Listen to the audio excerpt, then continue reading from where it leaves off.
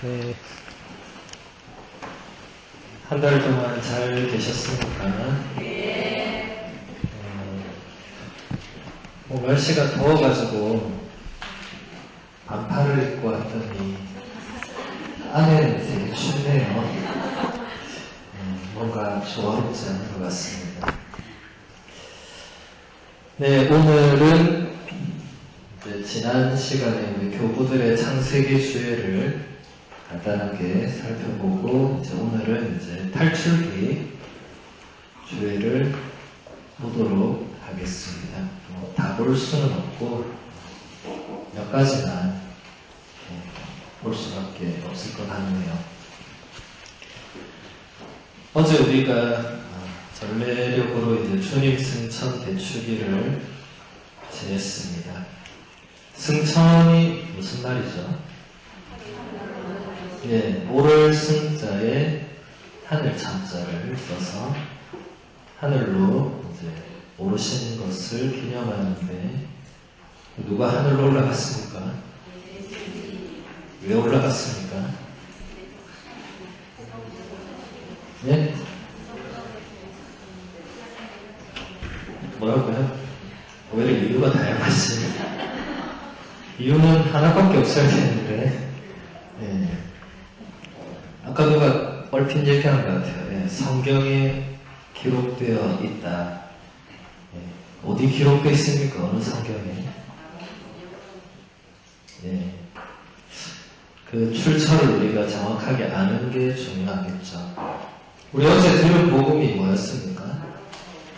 마르코 복음. 우리 전례력으로 나해는 주일에 항상 마르코 복음을 듣습니다. 지금이 나해니까. 마르코 복음서에 보면 아주 짤막하게 예수님께서는 마지막 명령을 하신 다음에 승천하셔서 하느님 오른쪽에 앉으셨다. 이렇게 되어 있죠. 근데 하느님 오른쪽에 앉은 거 누가 봤어요? 마르코가 무슨 근거로 그런 말을 거기다 떡 써놨습니까? 본 사람이 있습니까, 이거? 있습니다. 누가 봤습니까? 금방 뭐 얘기했어요. 스테파노 누구죠? 첫 순교자죠, 그죠? 스테파노가 사도행전 7장을 보면은 스테파노의 순교 이야기가 나옵니다. 스테파노가 죽기 직전에 굉장히 길게 구약 성서 전체를 설명을 해줍니다. 그 사람들에게, 죽이려는 사람들에게.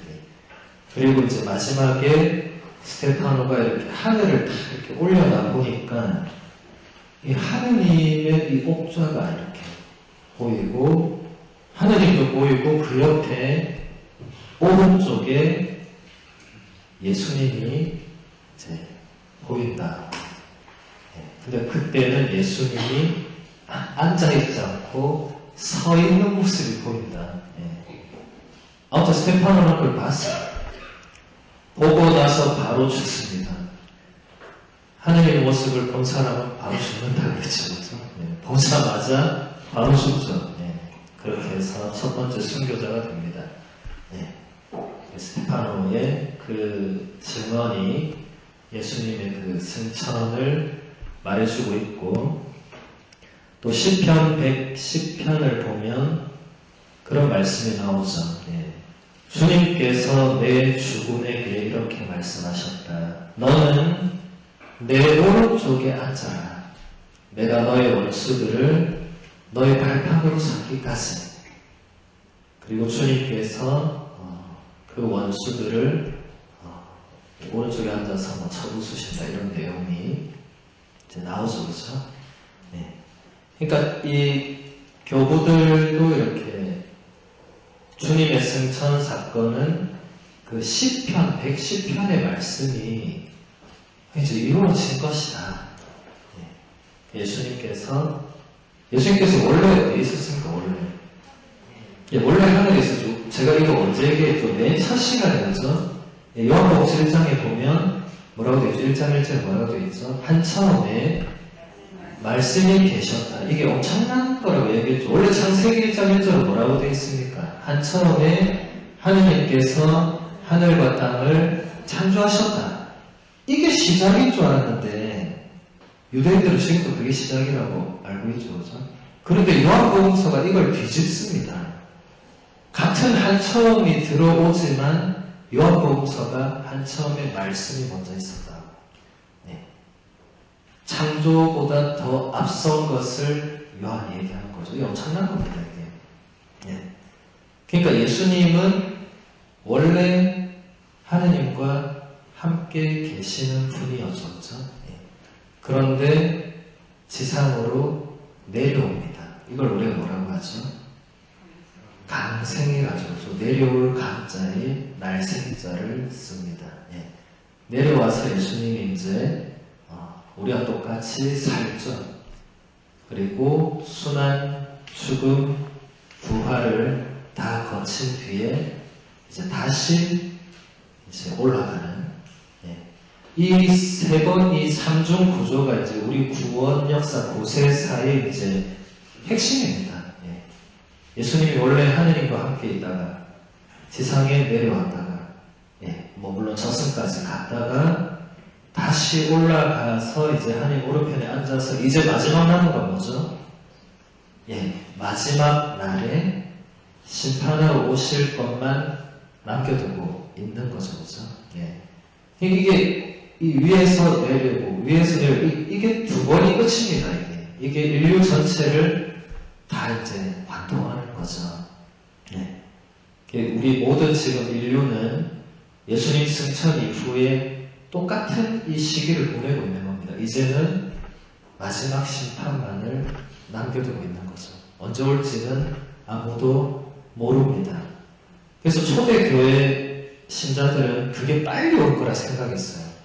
그래서 요한복시록이나 베드로의 편지나 뭐 바울의 편지나 다 읽어보면 이제 종말이 가까웠다. 그러니까 정신 똑바로 차려야 된다. 그래 살면 안 된다. 이랬는데 자꾸 종말이 뒤로 가니까 사람들이 느슨해지기 시작합니다. 안 오겠지 당장. 이런 생각을 하게 된 거죠. 물론 예수님이 안 오신 지 2000년이 다 돼가고 있습니다. 그런데 그렇다고 해서 우리가 느슨하게 살면 안 되겠죠. 아무튼 우리가 이제 주님의 승천을 어제 기념을 했는데 그러면 예수님이 하늘로 올라간 거하고 우리하고는 무슨 상관이 있는가? 이런 질문을 해봐야 되겠죠. 그분은 하늘로 갔는데 그럼 나하고는 무슨 상관인가? 그분은 그냥 그분 원래 하는 간대로 갔고 나는 뭐 해야 되나? 이런 생각을 해볼 수 있겠죠. 하느님의 오른쪽에 앉으셨다라는 것은 공간적으로 여기 앉았다 이런 의미는 아닙니다. 그런 것은 이제 주일학교 애들한테 설명할 때 그래 해야 되겠죠. 하늘에 이제 하느님 있고 오른쪽에 예수님 있고 그 뒤에 성모님이 이제 있고 뭐 이런 식으로 설명할 수 있겠지만 이 하느님의 영역은 우리가 생각하는 그런 공간이 아니죠. 성경에 나오는 하느님의 오른쪽, 오른팔, 오른손 이런 것은 전부 다 하느님의 권능과 힘을 빗대어서 표현하는 겁니다. 그러니까 예수님이 하느님의 오른쪽에 앉으셨다는 것은 다시 설명하면 원래 있던 그 자리, 그러니까 원래 하느님으로서 지니고 있던 당신의 그 권능과 힘을 그대로 다시 받았다는 거죠. 왜냐하면 지상으로 내려오면서 예수님이 뭘 포기했습니까? 하늘에 있던 그거를 이제 포기한 거죠.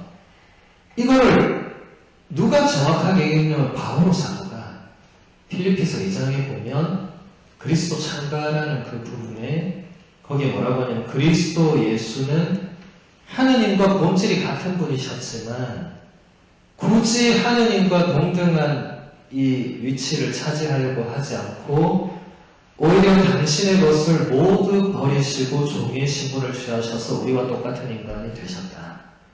그리고 여러 사람처럼 나타나서 이렇게 살다가 죽고 그래서 하나님이 다시 그분을 들어 올려주셔서 이제는 모든 만물이 이 예수 그리스도의 발 아래 무릎을 꿇고 그분의 이름에 복종하게 하셨다.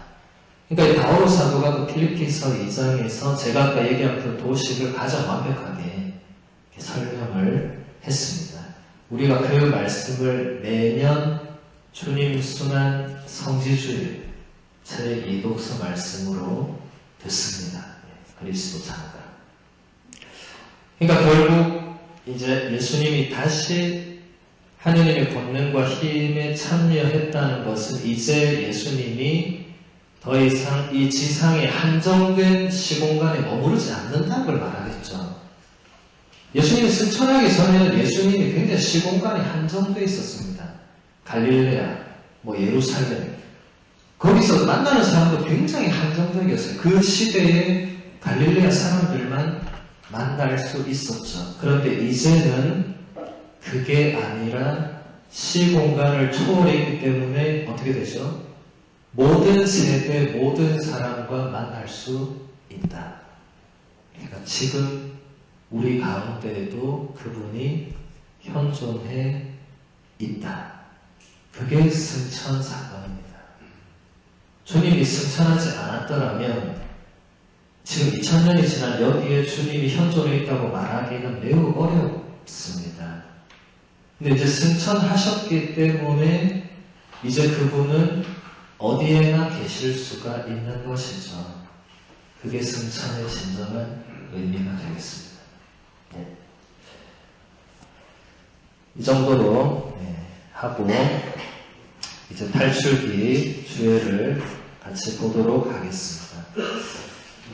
여러분 탈출기라고 이제 우리 탈출기는 원래 공동번역에서 뭐라고 했습니까? 출애굽기라고 했죠, 그죠? 그러니까 이게 원래 이 조그만 칠판 보니까 반갑네요. 목산성당이 왜 이렇게 칠판이 작은지 모르겠어요. 우리 안락성당 강당 칠판은 이거 3배 좀 되는데 제가 이리자 교회할 때마다 그래서 쓸 데가 많아서 좋다 했는데 여기는 몇 번 쓰면 쓸 데가 없어가지고 부전 친구님이 제 동기 때도 이거 안 바꿔주네요. 이게 탈출기를 이제 라틴어로 엑소두스라고 하죠, 그렇죠? 이건 어디서 왔겠습니까? 그리스어에서 왔겠죠. 그리스어로 엑스 그 다음에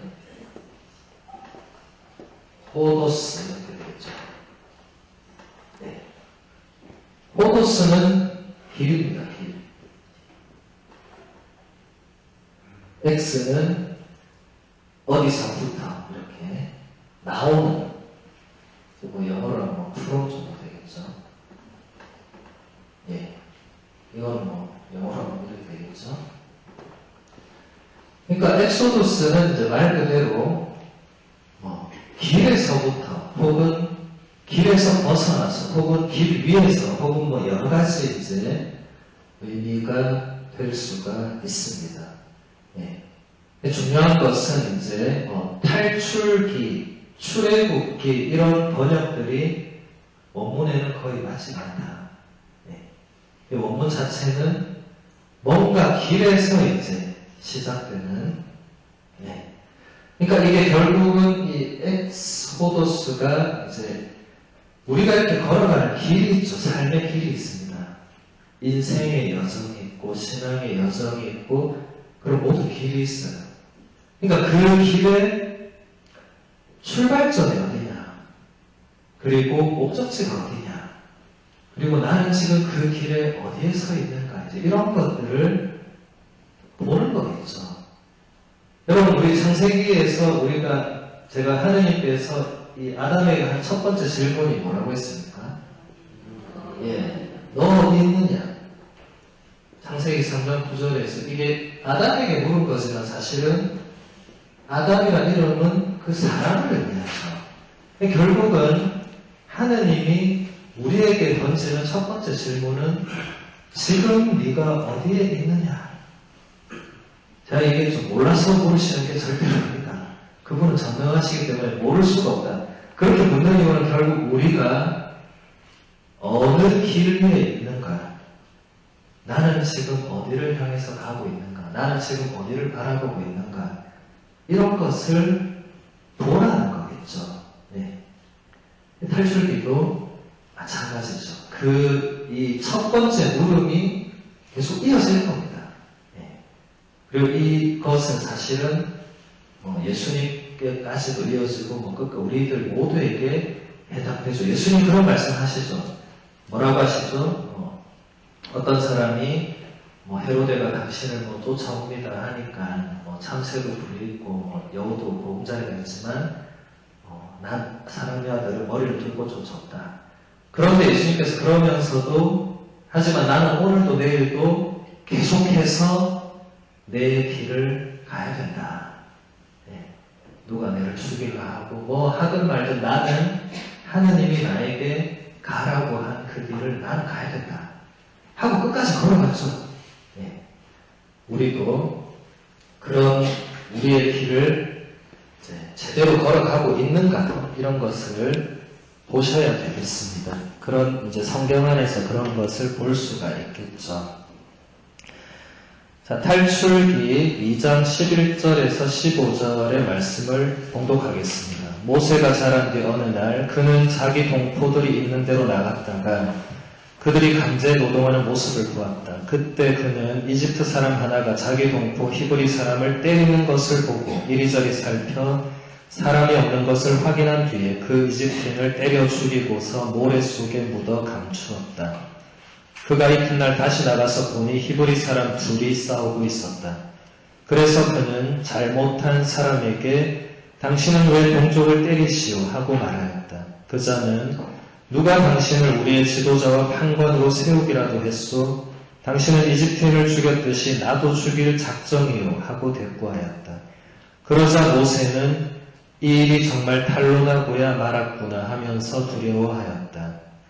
파라오는 그 일을 전해 듣고 모세를 죽이려 하였다. 그래서 모세는 파라오를 피하여 도망쳐서 미디안 땅에 자리 잡기로 하고 어떤 우물가에 앉아 있었다. 바실리오 성인이 이 부분을 다음과 같이 해설하고 있습니다. 왕족의 거만함을 미워한 모세는 자기 민족의 낮은 자리로 돌아왔습니다. 그는 죄가 주는 한순간의 즐거움 대신에 하느님의 백성과 함께 억압당하는 고통을 택했습니다. 본성적으로 정의를 사랑하는 모세는 하느님의 백성을 다루시는 일이 손에 맡겨지기도 전에 악인을 처벌하여 죽이기까지 한 적이 있는데 이것은 그가 본성적으로 악행을 미워했기 때문입니다. 모세는 자신이 호의를 베풀었던 사람들에 의해서 쫓겨났습니다. 그는 기꺼이 이집트의 소란스러움을 떠나 에티오피아로 가서 사람들과 떨어져 홀로 시간을 보냈습니다. 무려 40년을 창조에 관하여 관상하며 보냈습니다. 방금 읽은 부분에 다르시는이 아니라 다스리는인데 이게 제가 오타를 썼네요. 다스리는. 예, 금방 바실리오 성인의 이 해설을 들으니까 딱 느낌이 오죠. 지금 바실리오 성인은 모세를 어떻게 하고 있습니까? 굉장히 미화하고 있죠. 그죠? 네. 제가 처음에 읽어드린 부분은 모세가 뭐 한 거예요? 사람을 때려 죽이고 그 일이 탄로나서 도망간 거죠. 근데 바실리오 성인은 그걸 뭐라고 합니까?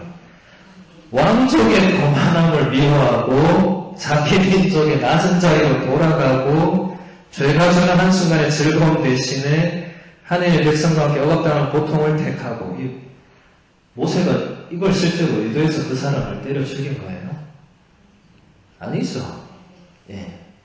그런데 이게 이제 우리가 위인전도 그렇고 성인전도 그렇고 살아있을 때는 이 사람이 성인이었나 싶을 정도로 그래 살아도 죽고 나면 어떻게 됩니까? 이제 나쁜 거는 우리가 다 그래 살다 보면 그럴 수 있지 이래 되고 좋은 점은 이제 점점점 부각이 되죠. 그죠? 예. 그런 게 교부들도 그런 수사 기법을 굉장히 많이 썼습니다. 그래서 이런 이 성경에 나오는 그런 인물들, 그런 부족한 점은 최대한 이제 좀 이렇게 가려주고, 좋은 점은 굉장히 드러내 부각시키고. 근데 왜 그렇게 하겠어요? 이 뭐 거짓말을 하는 건 아니지만 왜 그렇게 하겠어요?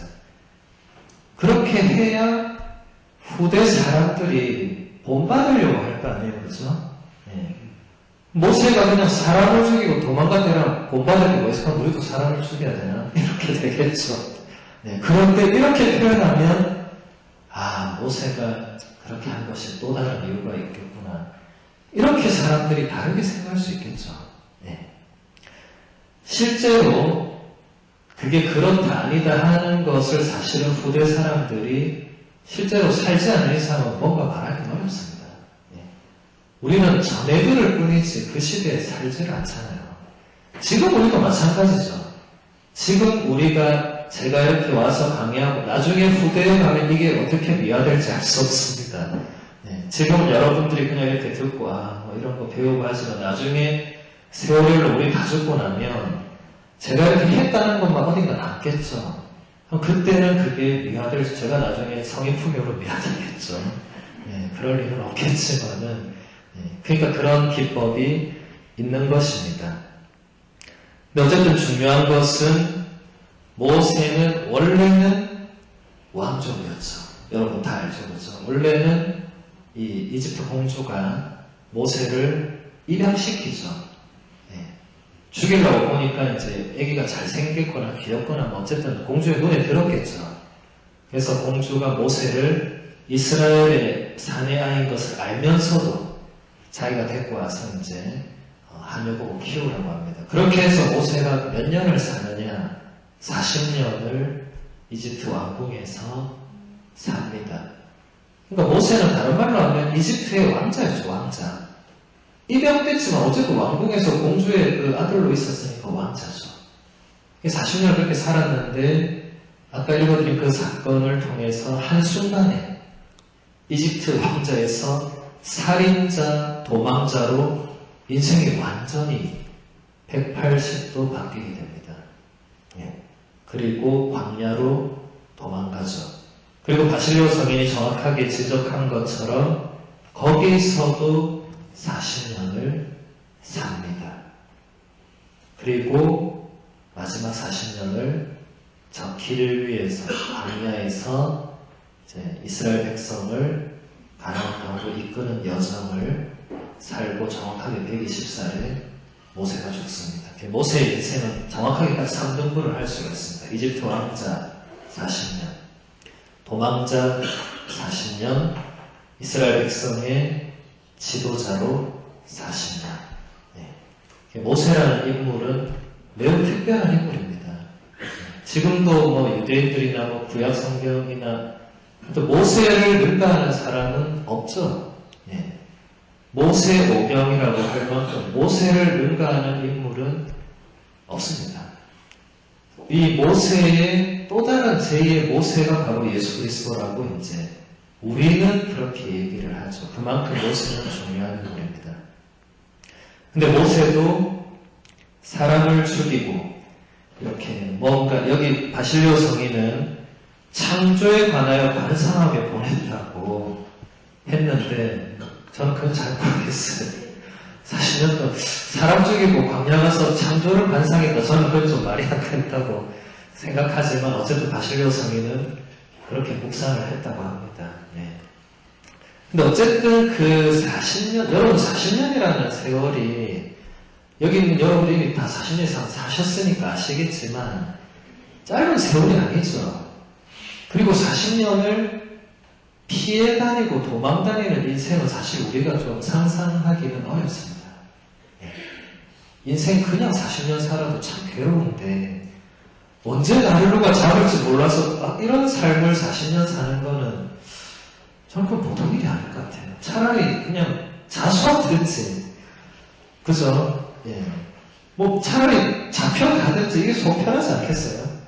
하루라도 이 발 뻗고 샀겠습니까? 요즘처럼 어디 뭐 20대가 광야, 여러분 광야 가보면 아셨지만 어디서 뭐가 튀어나올지 몰라요. 광야는 사람이 안 나타나도 거기서 뭐 여우나 정갈이 나타나도 물려 죽는 거죠. 그죠? 예. 그런 곳에서 40년을 살았다는 것은 엄청난 일입니다. 예. 살아남은 모세도 대단하다고 저는 생각합니다.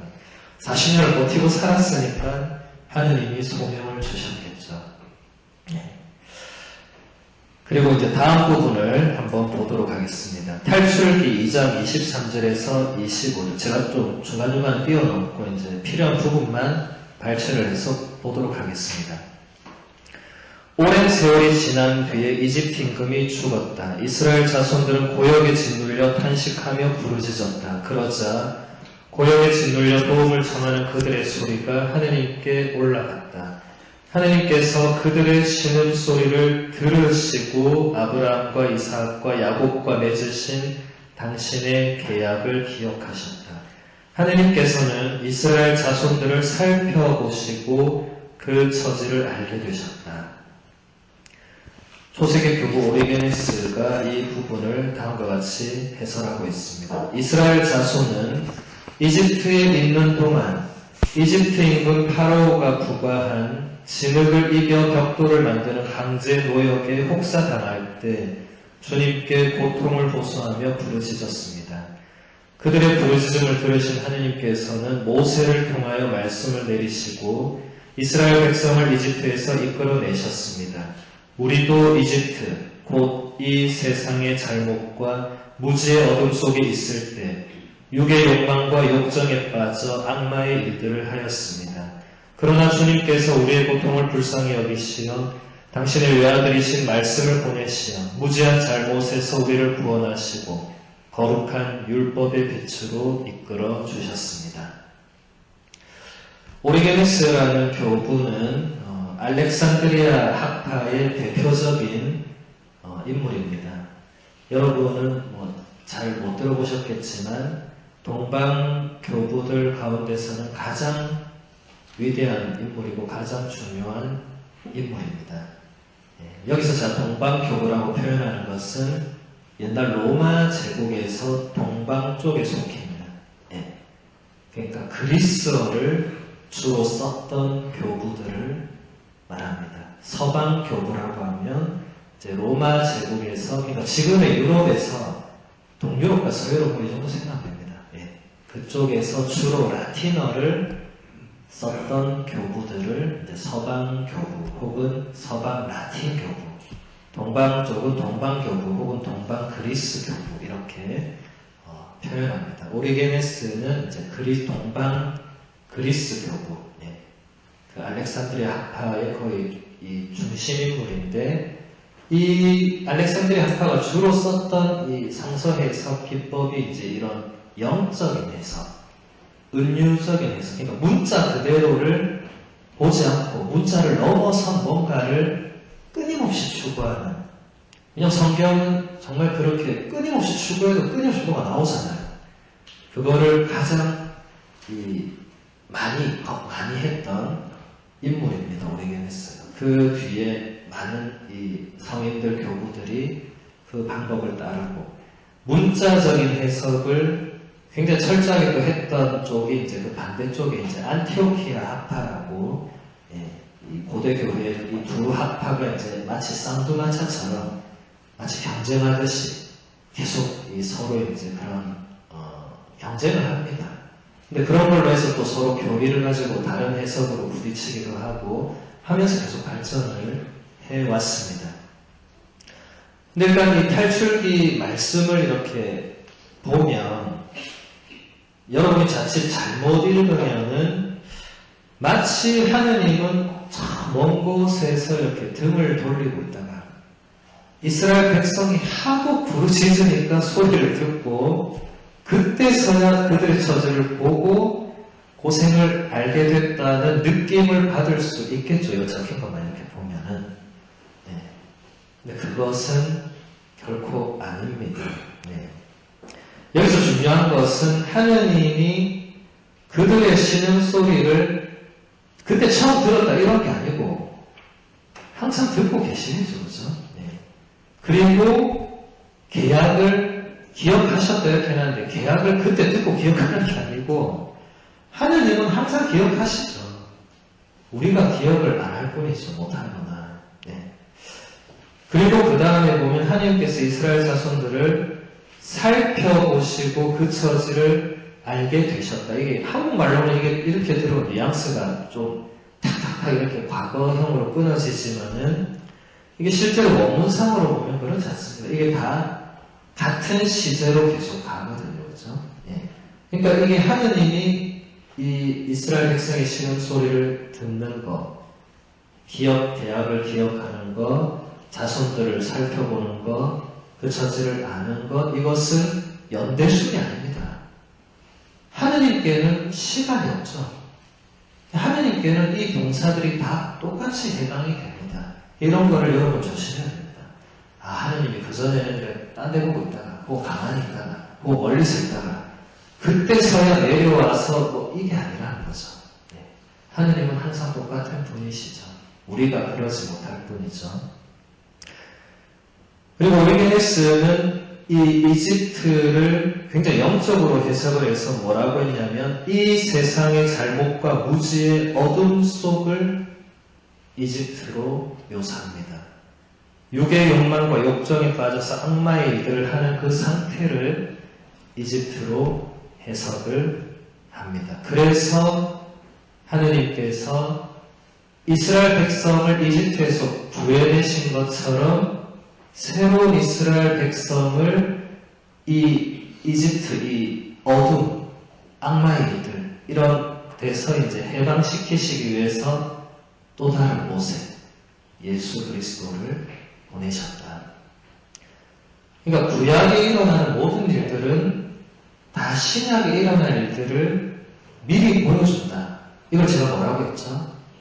지난번에 이게 예형론이다. 이렇게 얘기했죠. 기억나십니까? 네.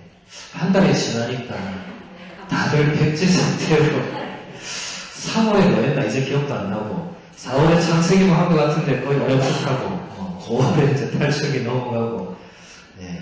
한 달은 좀 텀이 너무 되게 긴 것 같습니다. 저도 지금 얘기하면서 저도 좀 가물가물하니까 예, 그런 방법론을 예형론적인 상서 주석 방법이라고 합니다. 그리고 이 예형론은 사도 바오로부터 해서 교부들이 가장 많이 쓰는 상서 해석 방법론이기도 합니다. 그리고 실제로 그렇습니다. 그래서 제가 지난 시간에 설명한 그 옛 벽은 아우구스틴의 유명한 말씀 구약 성경은 신약 성경 안에 감추어져 있고 신약 성경은 구약 성경 안에서 드러난다. 이게 어떻게 보면 이 교부들의 성경 주해 방법의 가장 근본 원리가 된다고 하겠습니다. 그 다음 탈출기 3장 1절에서 6절의 말씀 듣겠습니다.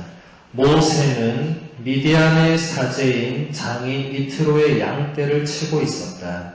그는 양떼를 몰고 광야를 지나 하느님의 산 호렙으로 갔다. 주님의 천사가 떨기나무 한가운데로부터 솟아오르는 불꽃 속에서 그에게 나타났다. 그가 보니 떨기가 불에 타는데도 그 떨기는 타서 없어지지 않았다. 모세는 내가 가서 이 놀라운 광경을 보아야겠다. 저 떨기가 왜 타버리지 않을까 하고 생각하였다. 모세가 보러 온 것을 주님께서 보시고 떨기 한가운데에서 모세야 모세야 하고 그를 부르셨다. 그가 예 여기 있습니다 하고 대답하자 주님께서 말씀하셨다. 이리 가까이 오지 마라. 네가 서 있는 곳은 거룩한 땅이니 너의 발에서 신을 벗어라. 그분께서 다시 말씀하셨다. 나는 너의 아버지의 하느님 곧 아브라함의 하느님 이삭의 하느님 야곱의 하느님이다. 그러자 모세는 하느님을 뵙기가 두려워 얼굴을 가렸다. 암브로시오 성인은 이 구절을 다음과 같이 해설하고 있습니다. 모세처럼 지나가십시오. 그러면 여러분은 아브라함과 이삭과 야곱의 하느님을 보고 놀라운 광경을 볼지 모릅니다. 이것은 실로 놀라운 광경입니다. 그러나 이 광경을 보기 원한다면 발에서 신을 벗으십시오. 악의 모든 끈을 벗으십시오. 세상의 굴레를 벗으십시오. 세속적인 신발은 여러분 뒤에 버려두십시오. 사도들이 세속적인 것들을 지니지 않도록 신발도 돈도 금이나 은도 몸에 지니지 말라고 하시며 그들을 파견하신 예수님처럼 하십시오. 선을 추구하는 사람은 그의 신발 때문이 아니라 그의 발의 부지런함과 선을 향한 열정 때문에 칭송받습니다. 성경이 평화의 복음을 선포하고 기쁜 소식을 전하는 이들의 발이 얼마나 아름다운가라고 말하는 것처럼 말입니다.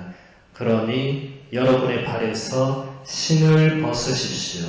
그리하면 복음을 선포하는 아름다운 발이 될 것입니다. 암브로시오 성인은 이 라틴 교부들 중에서 성경을 이렇게 굉장히 아름답게 해설한 아주 특별한 교부죠. 왜냐하면 암브로시오 성인의 이 성경 주해를 듣고 누가 회개하죠? 아우구스티노. 네. 십수년을, 그보다 훨씬 오랜 세월을 플라톤 철학, 마니교, 온갖 이단, 오만 개를 다 찾아다니는 아우구스티노가 암브로시오 성인의 설교를 들으면서 변화되기 시작합니다. 네. 놀라운 일이죠. 아우구스티노 성인은 실제로 성경을 다 읽어봤습니다. 가톨릭으로 개종하기 전에. 그런데 이해를 못했어요.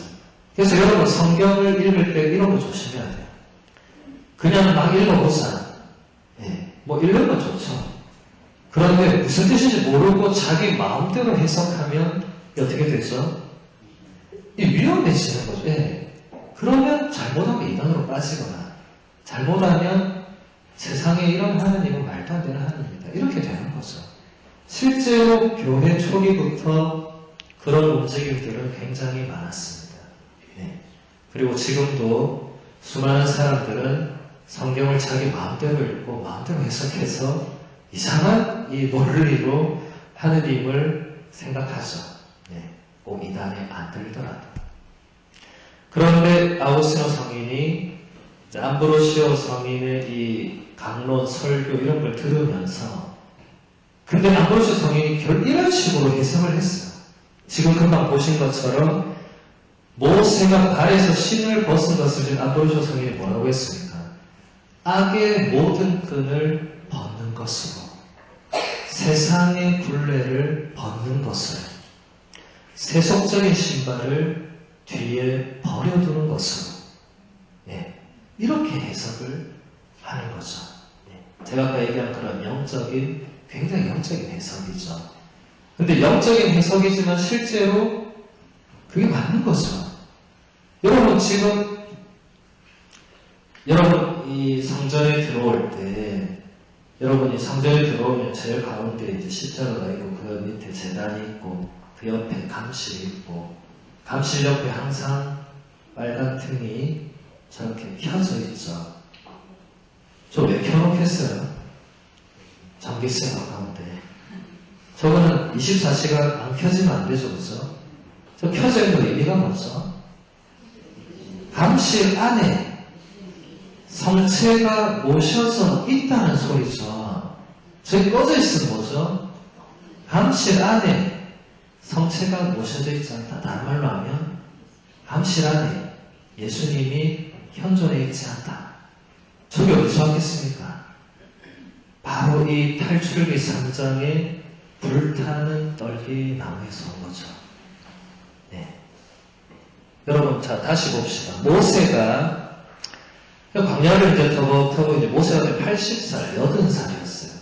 이제 인생 거의 다 살았죠. 이제 하나님께서 나를 어디 데려가서 내려가서 양들을 데리고 그냥 광야를 이제 거닐고 있는데, 이제 불나는 것을 보게 됩니다.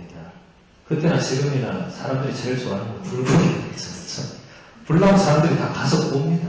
네. 모세도 그 광야에서 불날 일이 없는데 그 광야를 40년을 돌아다녔는데 불이 나니까 신기하잖아요.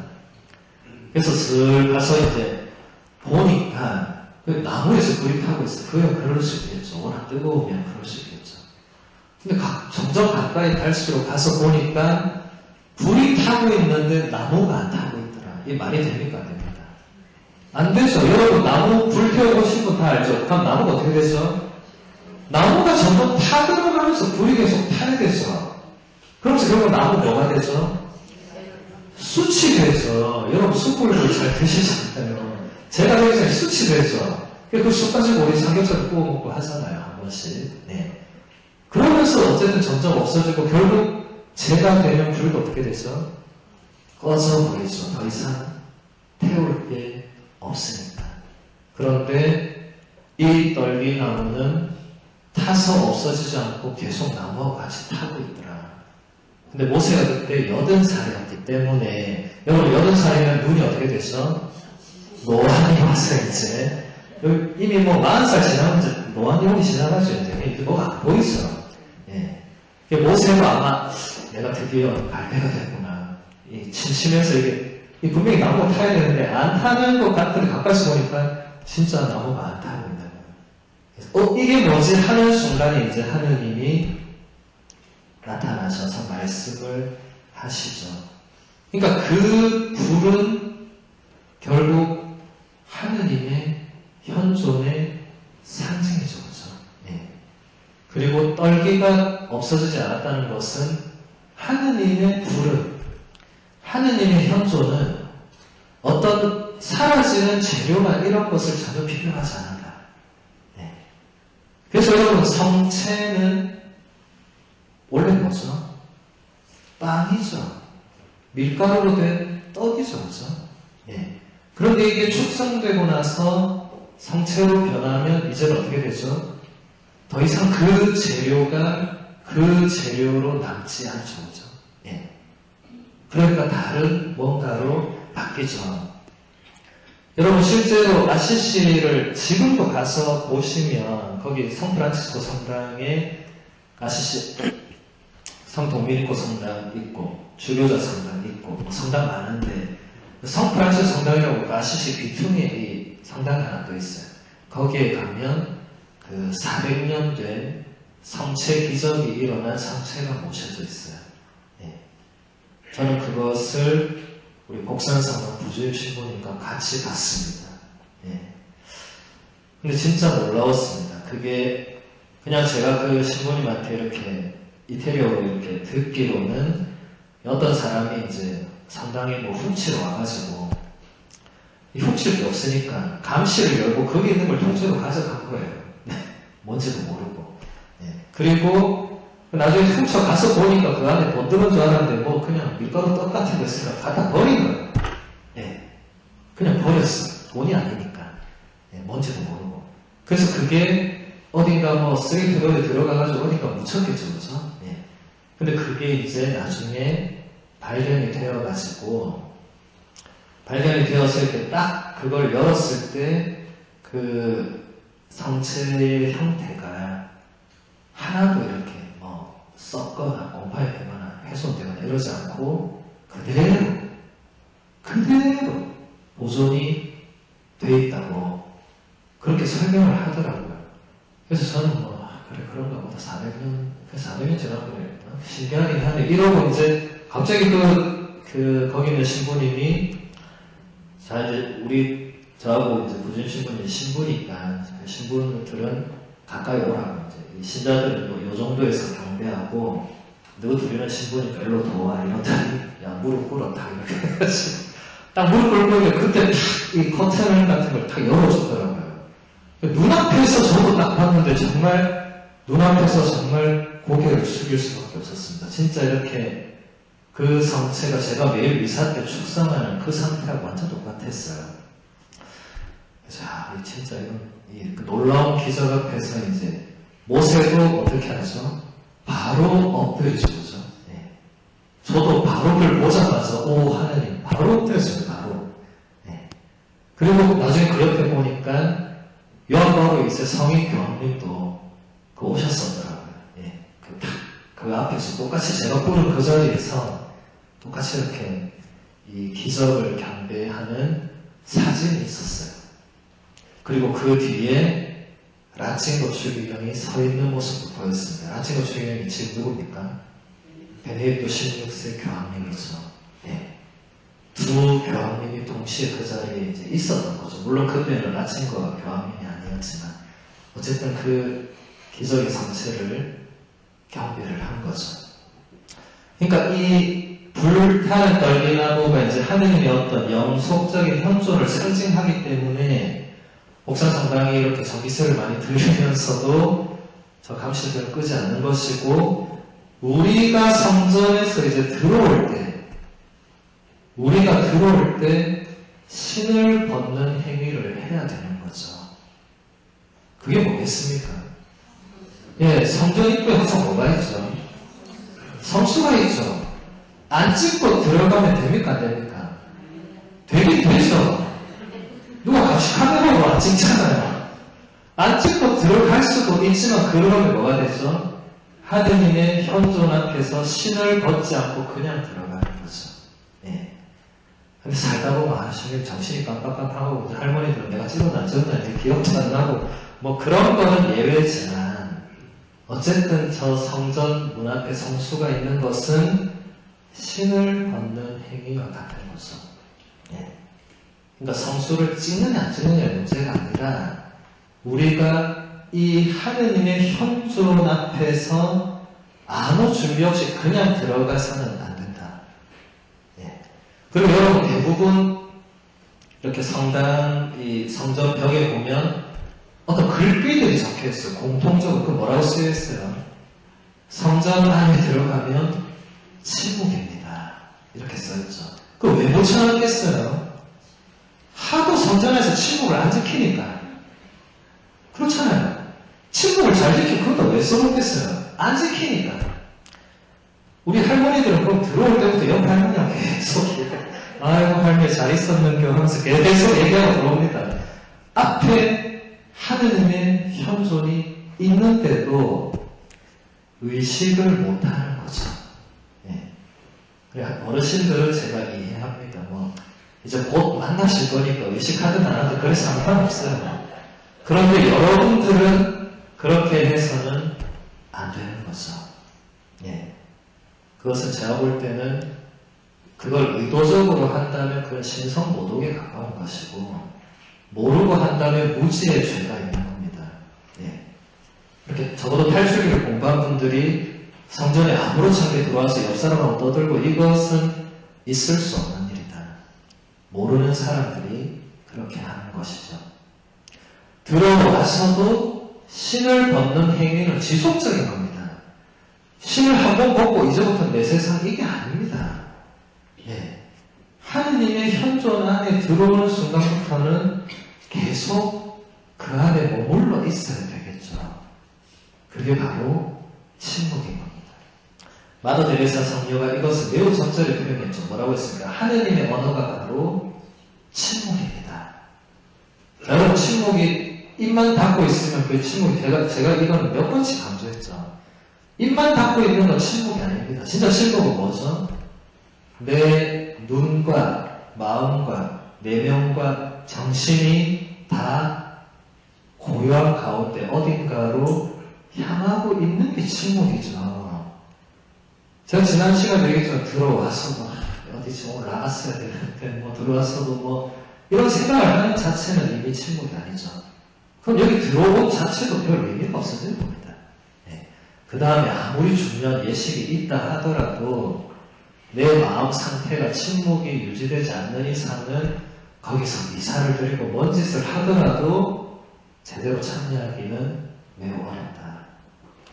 그래서 여러분들이 앞으로 이렇게 성전에 들어올 때마다 그래서 여러분 그 서양의 유럽의 미국의 이 신자들을 보면 그게 굉장히 몸에 배어있어요. 딱 성전 들어오면 그 사람들은 바로 무릎을 꿇습니다.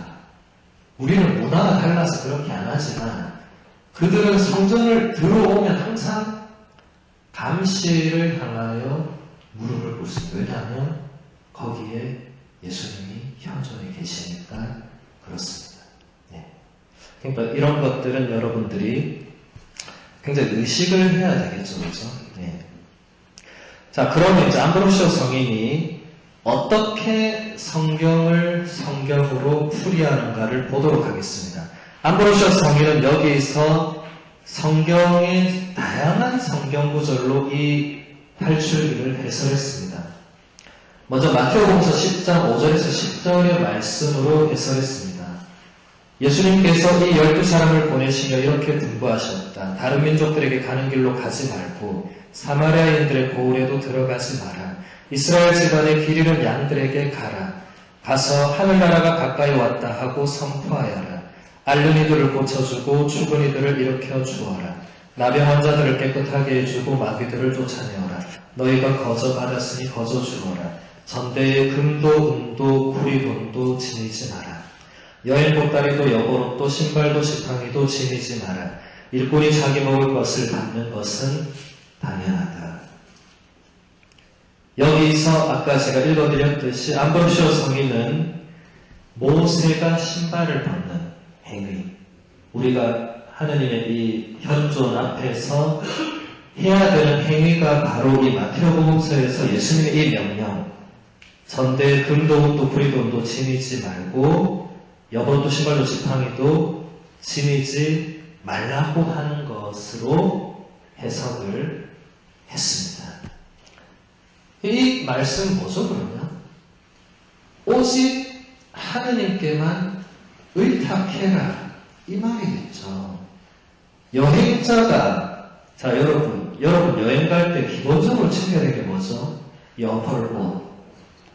근데 여기 보면 여벌옷을 지니지 마라. 그 다음 기본적으로 챙겨야 되는 게 뭐죠? 돈. 유럽 갈 때는 유로, 미국 갈 때는 달러, 일본 갈 때는 엔으로 바꿔가야죠.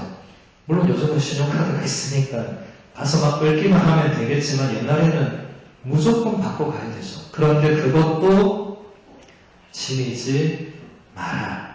그럼 도대체 뭘 가져가란 말이야? 아무것도 가져가지 마라.